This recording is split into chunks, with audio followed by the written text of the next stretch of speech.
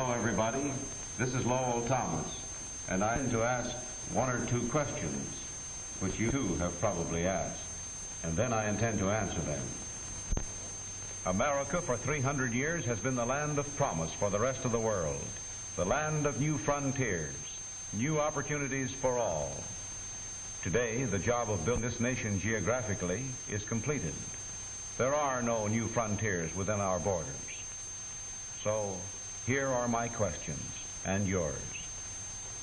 To what new horizons can we look now? Where are tomorrow's opportunities? What's ahead in America for you, for your children? It is not a difficult assignment to answer these questions.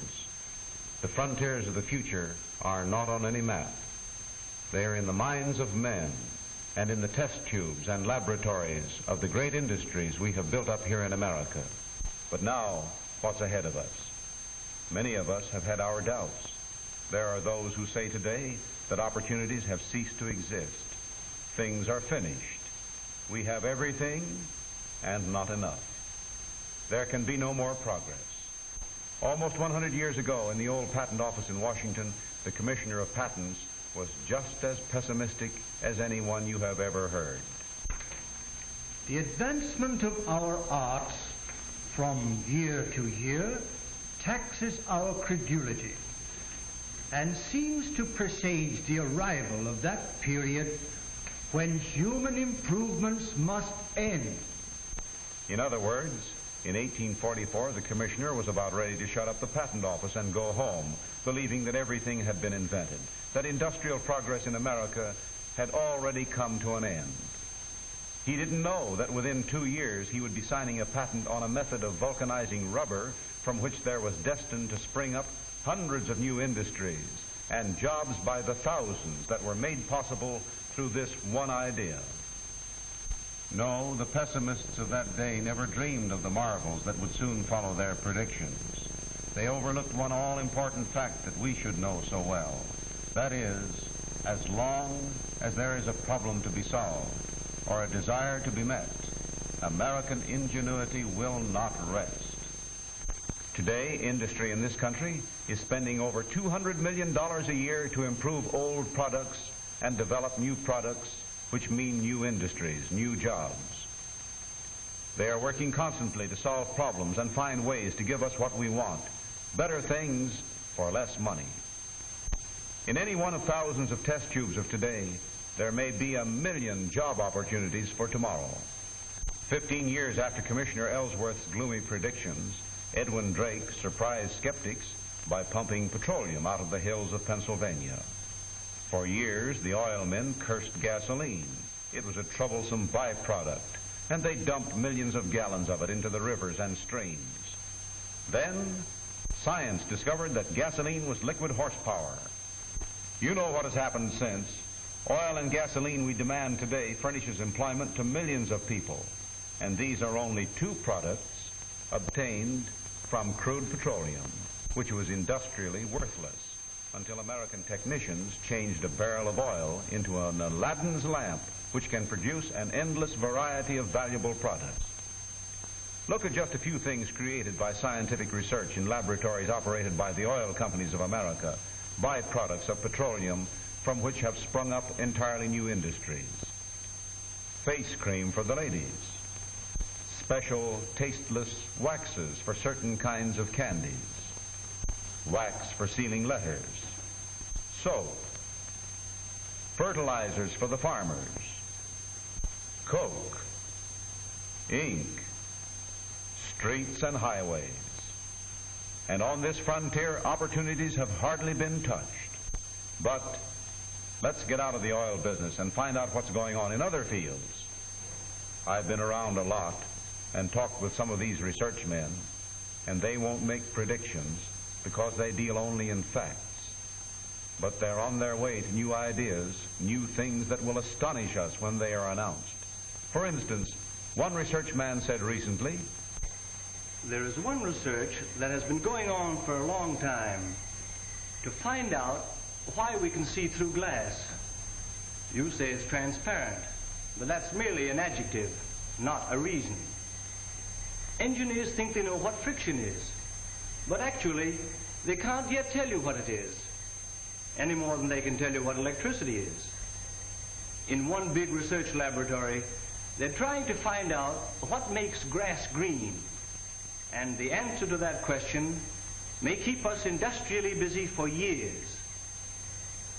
With automobile engines, we've just really started.